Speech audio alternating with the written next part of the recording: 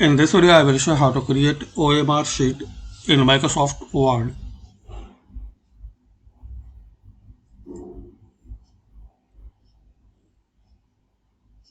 In the layout, select 2 or 3 column and now here type 24D0, then press Alt X. 24D1 Alt X,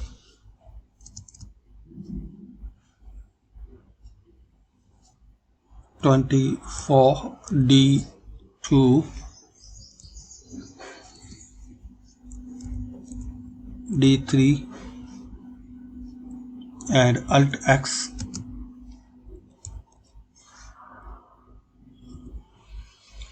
Alt X.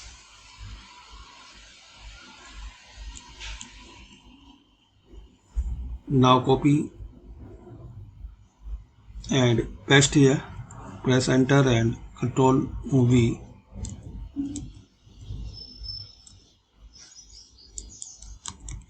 Like this.